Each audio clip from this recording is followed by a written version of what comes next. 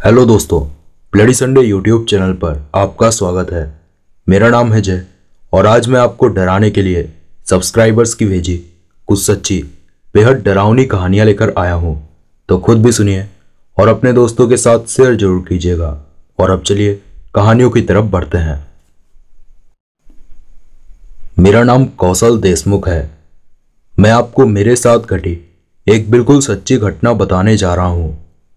ये बात करीब 5 साल पहले की है। तब मैं 22 साल का था और उन दिनों मुझे एक काम के चलते आए दिन शहर से बाहर जाना पड़ता था। तो इसी तरह एक दिन मैं शहर के बाहर गया हुआ था। वहां काम खत्म करते करते मुझे रात हो गई थी।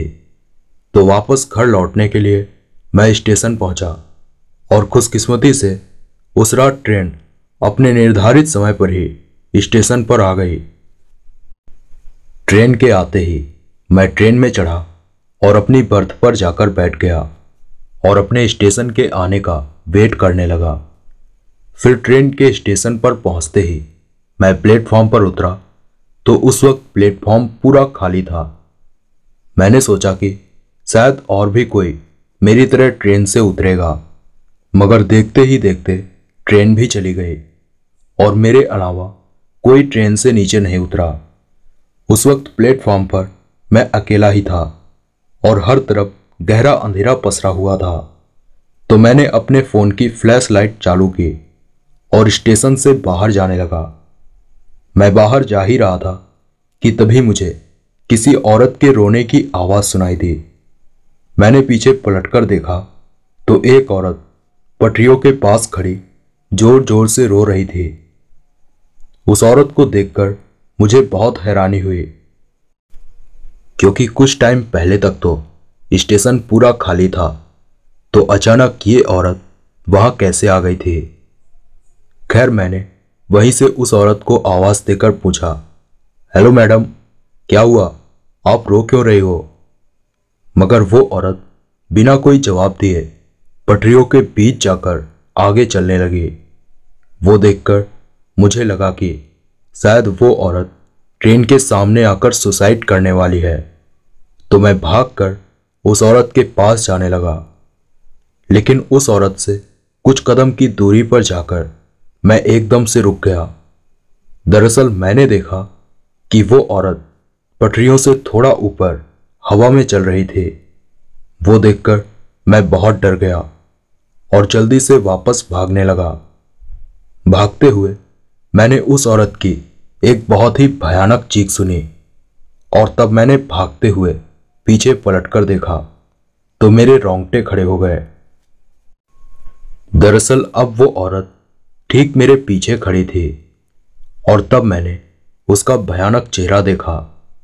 उसकी आंखें सफेद थी और चेहरा बुरी तरह से कुचला हुआ था और चेहरे पर जगह जगह पर मांस नहीं था, तो उसकी हड्डियां तक दिखाई दे रही थी। वो देखकर मैं पसीने से लथपथ हो गया और जोर जोर से रोने लगा। तभी उस चुड़ैल ने मेरी गर्दन पकड़ ली और मुझे घसीटते हुए पटरियों की तरफ ले जाने लगी और पटरियों के बीच ले जाकर उस चुड़ैल ने मुझे उठाकर हवा में टांग दिया। वैसे मेरा वजन 80 से 90 किलो का होगा और उस चुड़ैल ने मुझे एक हाथ से ही उठाकर हवा में टांग दिया। डर और खौफ से मेरा शरीर बुरी तरह से कंपकपा रहा था और तभी उस चुड़ैल ने मेरी गर्दन को और भी कसकर दबोच लिया। फिर देखते ही देखते मेरा दम घुटने लगा और मेरी आंखों के सामने अंधेरा छा गया और मैं बेहोश हो गया। फिर क्या हुआ मुझे कुछ याद नहीं है। जब मुझे होश आया तो मैं पटरियों पर पड़ा हुआ था। उस वक्त सुबह हो चुकी थी और कई सारे लोग मुझे घेर कर खड़े थे। फिर उन लोगों ने मुझे उठाकर प्लेटफॉर्म पर बिठाया और पीने के लिए पानी भी दिया। कुछ देर बाद जब मैं थोड़ा ठीक हुआ तो उन लोगों ने पूछा कि तुम पटरियों पर कैसे बेहोश हो गए थे? तो उन लोगों को मैंने सारी बात बताई। सारी बातें सुनकर उन लोगों ने बताया कि बहुत पहले एक औरत रात के वक्त ट्रेन से प्लेटफॉर्म पर उतरे तो उस वक्त प्लेटफॉर्म पर कोई नहीं था। वो औरत जैसे ही स्टेशन से बाहर निकले तो कुछ शराबियों की गंदी नज़र उस पर पड़ी। फिर उन शराबियों ने उस औरत के साथ बहुत गलत किया और जब इतने से भी उनका पेट नहीं भरा तो उन कमीनों ने उस औरत को जान से मार दिया और उसकी लाश को इन्हीं पटरियों पर लाकर फेंक दिया। और जब अगली ट्रेन स्टेशन पर आई तो वो उसे कुचलती हुई आगे निकल गई। तब से ही उस औरत की आत्मा इस स्टेशन पर भटकती है और किसी अकेले इंसान पर जानलेवा हमला कर देती है। फिर आगे उन लोगों ने कहा कि तुम्हारी किस्मत अच्छी थी कि तुम्हारी ट्रेन के बाद अभी तक दूसरी ट्रेन यहां से नहीं गुजरी, वरना बाकियों की तरह तुम्हें भी ट्रेन कुचल देती। उनकी बात सुनकर मैंने कहा, बाकियों से क्या मतलब है आपका? तो उन लोगों ने बताया कि उस चुड़ैल ने तुम्हारी तरह और भी कई लोगों को अधमरा करके इन्हीं पटरियों पर फेंका है, मगर उन बेचारों की किस्मत ने उनका साथ नहीं दिया और आने जाने वाली ट्रेनों ने उन्हें बुरी तरह से कुचल दिया। उन लोगों की बात सुनकर एक बार फिर मेरे रोंगटे खड़े हो गए। खैर, मुझे उस औरत के लिए भी काफी बुरा लगा, लेकिन उसका कुछ लोगों की गलती पर हर बेगुनाह को मारना भी तो सही नहीं है। खैर, मुझे इस बात की तसल्ली थी कि कैसे भी करके मेरी जान बच गई थी। तो दोस्तों, ये थी मेरे साथ घटी बिल्कुल सच्ची घटना। तो चलिए दोस्तों, अगली कहानी की तरफ बढ़ते हैं। मेरा नाम अश्वित दसौजा है। मैं छत्तीसगढ़ में रहता हूं। ये बात जो मैं आपको बताने जा रहा हूं, ये कुछ साल पहले की बात है। तब मैं बहुत छोटा था और तब मुझे बिल्ली पालने का बहुत शौक था। और उस टाइम मैंने घर पर एक बिल्ली भी पाल रखी थी। मैं दिन भर उसके साथ ही खेलता था। लेकिन फिर एक रात जब हम सो रहे थे तो सोते हुए हमें बिल्ली की बहुत ही तेजी से चीखने की आवाज़ सुनाई दी। वो आवाज़ सुनकर मेरे साथ साथ घर के बाकी लोग भी जाग गए और हम सब हमारी बिल्ली को घर पर हर तरफ ढूंढने लगे। और तब हमें उस बिल्ली का कटा हुआ सर घर के दरवाजे पर पड़ा मिला। रात में सोने जाने से पहले हमने घर से बाहर जाने का दरवाजा ठीक से बंद कर लिया था, लेकिन उस वक्त दरवाजा खुला हुआ था और बिल्ली के खून के धब्बे फर्श पर जगह जगह पर लगे हुए थे और बिल्ली का धड़ कहीं दिख नहीं रहा था। सबको यही लगा कि कोई जानवर उसको मारकर ले गया है। मेरे पापा ने घर के बाहर जाकर भी देखा, पर उन्हें कोई नहीं दिखा। उस रात मैं बिल्ली के लिए बहुत रोया। तब पापा ने मुझे चुप कराते हुए कहा कि वो मेरे लिए दूसरी बिल्ली ले आएंगे। फिर अगले ही दिन पापा मार्केट से मेरे लिए घर पर एक वाइट कलर की बिल्ली ले आए। उसे देखकर मैं बहुत खुश हुआ और पूरा दिन उसके साथ खेलता रहा। फिर उसी रात जब हम सो रहे थे तो फिर से हमें हमारी बिल्ली के चीखने और रोने की आवाज़ें आने लगी। वो सुनकर हम भागकर कमरे से बाहर आए तो देखा कि एक औरत बिल्ली को मुंह में दबाए घर से बाहर जा रही थी। वो देखकर हम बहुत डर गए। तभी मेरे पापा उस औरत पर चिल्लाए कि तू क्या कर रही है, भाग जा यहां से, तू ही हमारी बिल्लियों को मारकर खा रही है। और ये कहकर पापा गुस्से से उस औरत की तरफ जाने लगे। पापा की बात सुन के वो औरत एकदम से रुक गई और तब पहली बार पापा की आवाज़ सुनकर उस औरत ने अपनी गर्दन घुमाकर हमारी तरफ देखा। उसके बाल बिल्कुल बिखरे हुए थे और उसकी आंखें बिल्कुल काली थी और उसका चेहरा बहुत सफ़ेद था, जैसे कि उसने अपने चेहरे पर बहुत सारा पाउडर लगा रखा हो। मेरे पापा समझ गए कि ये कोई औरत नहीं बल्कि कोई डायन है, तो उन्होंने जल्दी से हमें कमरे के अंदर आ जाने को कहा। हम सब कमरे के अंदर गए तो पापा भी कमरे के अंदर आ गए और उन्होंने कमरे का दरवाज़ा अंदर से बंद कर लिया। फिर हमने खिड़की से बाहर देखा तो वो डायन उस बिल्ली को मुंह में दबाए घर से बाहर चली गई। वो सब देखकर हमारे तो रोंगटे तक खड़े हो गए। फिर अगले दिन ही पापा एक पंडित जी को घर पर लेकर आए और उनको सारी बात बता दी। सारी बातें सुनकर पंडित जी ने कहा कि तुम्हारी सबसे पहली गलती तो यह है कि तुमने घर पर बिल्ली पाल रखी थी। पंडित जी ने बताया कि बिल्ली को बहुत ही अशुभ माना जाता है और उसको पालने पर घर में सब कुछ बुरा ही होता है। फिर पंडित जी ने आगे कहा कि वो डायन बिल्लियां खाने के लिए ही तुम्हारे घर आती है, क्योंकि डायन को बिल्ली और छोटे बच्चों का मांस बहुत पसंद होता है। इसीलिए तुम कभी भी घर पर बिल्ली मत पालना, तो वो डायन भी तुम्हारे घर में आना छोड़ देगी। फिर पंडित जी ने मुझे अपने पास बुलाया और मेरे गले में एक लॉकेट पहना दिया और पापा से कहा कि रात में इस बच्चे को अपने पास ही रखना और घर से बाहर मत जाने देना, और अगर हो सके तो कुछ महीनों के लिए इस बच्चे को कहीं बाहर भेज दो। तो पंडित जी की बात सुनकर पापा ने उसी दिन मुझे मेरे मामा के घर भेज दिया और फिर कभी हमने बिल्लियों को नहीं पाला और कुछ महीनों बाद मैं भी वापस घर आ गया। इसके बाद कभी हमने उस डायन को नहीं देखा, लेकिन हम आज भी कभी जब इस घटना को याद करते हैं तो बहुत डर जाते हैं। तो दोस्तों, ये थी मेरे साथ घटी बिल्कुल सच्ची घटना। तो चलिए दोस्तों, अगली कहानी की तरफ बढ़ते हैं। मेरा नाम सोहेल पटेल है। मैं आपको मेरे साथ घटी एक बिल्कुल सच्ची घटना बताने जा रहा हूँ। मैं गुजरात के एक छोटे से गांव का रहने वाला हूँ। ये बात आज से करीब 4 साल पहले की है। तब एक दिन मैं मेरे गांव के बाहर टहल रहा था। गांव के बाहर जिस जगह पर मैं था वहां पर 2-4 घर ही बने हुए थे और एक घर को छोड़कर बाकी घरों में कोई नहीं रहता था।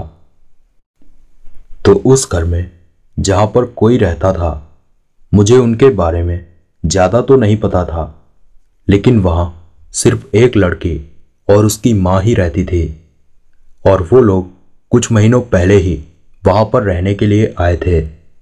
तो वहां टहलते टहलते ही मैंने देखा कि वो लड़की घर से बाहर आई और मेरी तरफ देखने लगी। वो बहुत खूबसूरत थी। पहली ही नज़र में मेरा उस लड़की पर दिल आ गया था। मैं उसे देख ही रहा था कि तभी उसने मुझे आवाज़ देकर अपने पास बुलाया। मैं वहां गया तो उसने कहा कि उसे अपनी एक फ्रेंड को कॉल करना है और उसका फ़ोन स्विच ऑफ है। तो मैंने तुरंत उसे अपना फ़ोन दे दिया। फिर उसने अपनी फ्रेंड से बात की और मुझे मेरा फ़ोन वापस कर दिया। फिर मैंने उसके बारे में पूछा तो उसने अपना नाम निकिता सोहल बताया। फिर हम दोनों ने काफ़ी देर तक बातें की, लेकिन फिर उसकी माँ ने उसे घर के अंदर बुला लिया तो वो चली गई। फिर मैं भी वापस अपने घर आ गया और फिर धीरे धीरे हम दोनों में काफ़ी अच्छी दोस्ती हो गई और हम दोनों ने जल्दी ही शादी करने का भी फैसला कर लिया। लेकिन फिर कुछ महीनों के लिए मुझे बाहर जाना पड़ा। मेरा मेरी गर्लफ्रेंड को छोड़कर जाने का बिल्कुल मन नहीं था, मगर काम जरूरी था तो मुझे जाना पड़ा। फिर जब करीब 4 महीने बाद मैं वापस गांव लौटा तो रात में ही मैं बिना आराम किए मेरी गर्लफ्रेंड से मिलने के लिए घर से निकल पड़ा। घर से बाहर आकर मैंने अपनी बाइक उठाई और बाइक भगाता हुआ मैं अपनी गर्लफ्रेंड के घर की तरफ जाने लगा। मेरी गर्लफ्रेंड का घर गांव के बाहर था। तो मैं जैसे ही गांव से बाहर निकला तभी मुझे रास्ते पर एक लड़की खड़ी दिखाई दी। मैं उसके पास गया तो वो मेरी गर्लफ्रेंड ही थी। उसे देखकर मैंने बाइक रोकी और बाइक से उतरकर जल्दी से उसे गले से लगा लिया। और तब मैंने नोटिस किया कि उसका शरीर बहुत ठंडा था। एक सेकंड के लिए तो मुझे ऐसा लगा कि जैसे बर्फ को छू लिया हो। साथ ही आपको बता दूं कि वो गर्मियों के दिन थे। उसके बावजूद भी जब मैं अपनी गर्लफ्रेंड के पास पहुंचा तो वहां इतनी ठंड थी कि ठंड के मारे मेरा शरीर ठिठुरने लगा। वो सब देखकर मुझे बहुत हैरानी हुई। तभी मेरी गर्लफ्रेंड जोर जोर से रोने लगी। उसे रोता हुआ देखकर मैंने उससे पूछा कि क्या हुआ, तुम रो क्यों रही हो? तो उसने रोते हुए ही कहा कि अब हम कभी नहीं मिल पाएंगे। तो मैंने फिर उससे कहा, क्या मतलब है तुम्हारा कि हम कभी नहीं मिल पाएंगे? सब ठीक है ना? तो मेरी इस बात का जवाब देते हुए उसने कहा कि अभी तुम घर जाओ और कल मेरे घर आ जाना, तुम्हें सब पता चल जाएगा। और इतना कहकर वो वहां से चली गई।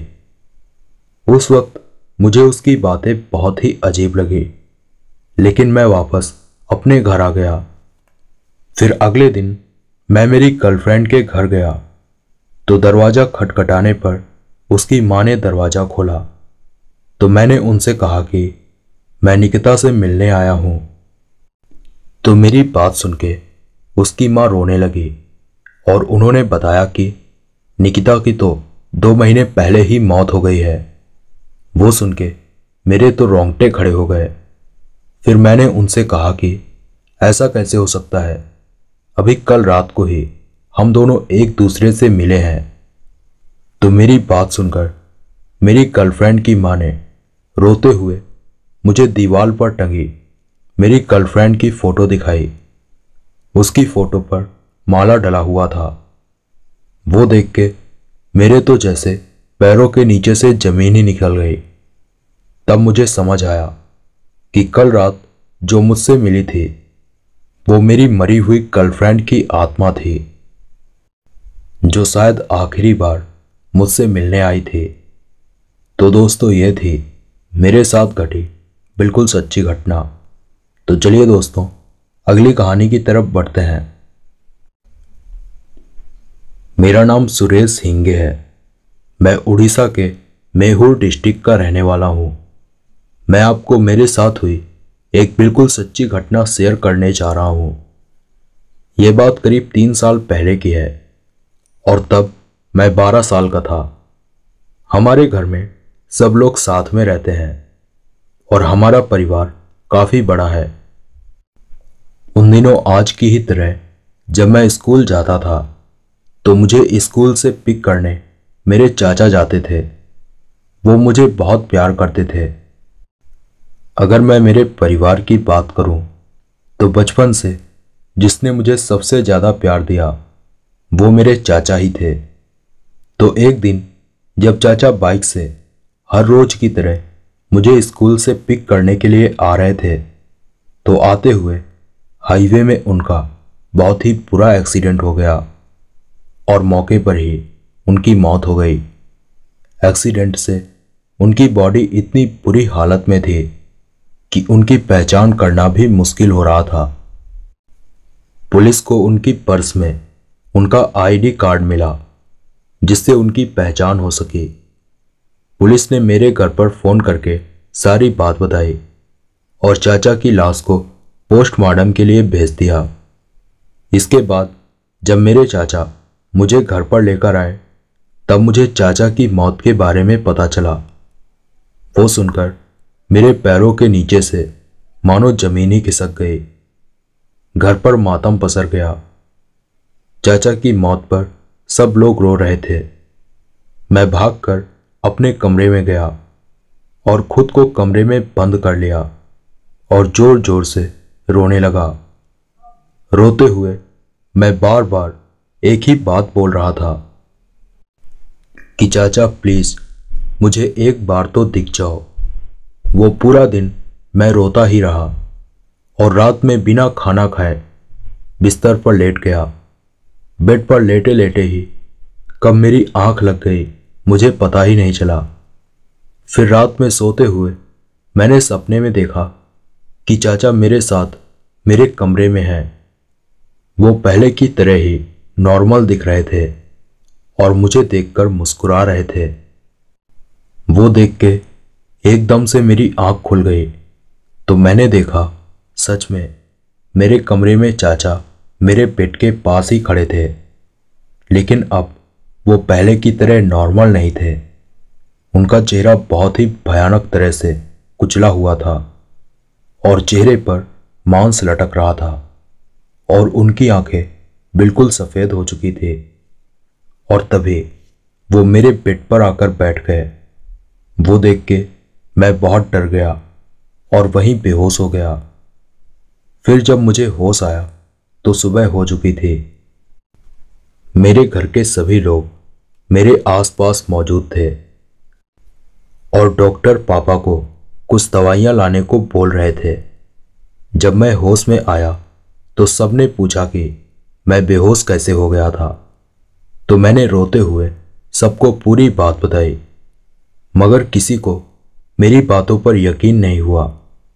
डॉक्टर ने भी कहा कि इसे अपने चाचा से काफ़ी लगाव था और उनकी मौत का इसे गहरा सदमा लगा है। आप लोग इसे खुश रखने की कोशिश कीजिए, धीरे धीरे ये अपने आप ठीक हो जाएगा। फिर उसी रात जब हम सो रहे थे तो सबको सपने में मेरे चाचा दिखाई दिए। अगले दिन जब घर पर सबने अपने सपने के बारे में बात की तो सभी लोग हैरान हो गए कि सबको एक साथ ऐसा सपना कैसे आ सकता है। उससे भी बड़ी हैरानी की बात यह थी कि सबको एक जैसा ही सपना आया था।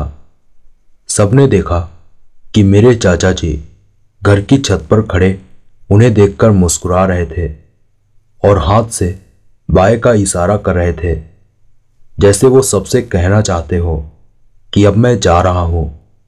और तभी छत पर एक तेज रोशनी हुई और चाचा उसी रोशनी के अंदर चले गए और गायब हो गए। ये देखकर सबकी एक साथ ही आंख खुल गई थी। इस अजीबोगरीब घटना से मेरे घर पर सभी लोग हैरान थे। लेकिन फिर इसके बाद मुझे या मेरे घर पर किसी को भी फिर कभी मेरे चाचा दिखाई नहीं दिए। जिस दिन उनकी मौत हुई थी उस दिन रोते हुए मैं बार बार उन्हें मुझे सिर्फ एक बार दिखने के लिए बोल रहा था और शायद मेरी इच्छा पूरी करने के लिए ही मेरे चाचा वापस आए थे। तो दोस्तों, ये थी मेरे साथ घटी बिल्कुल सच्ची घटना। मेरे दोस्तों, ये थी हमारी आज की कहानियाँ और वाकई ये कहानियाँ बेहद ही खौफनाक थी। ऐसी सच्ची डरावनी कहानियाँ हर रोज सुनने के लिए ब्लडी संडे यूट्यूब चैनल को अभी सब्सक्राइब कर लीजिए और बेल आइकन को ऑल पर सेलेक्ट करना बिल्कुल मत भूलिएगा। Thanks for watching. Take care.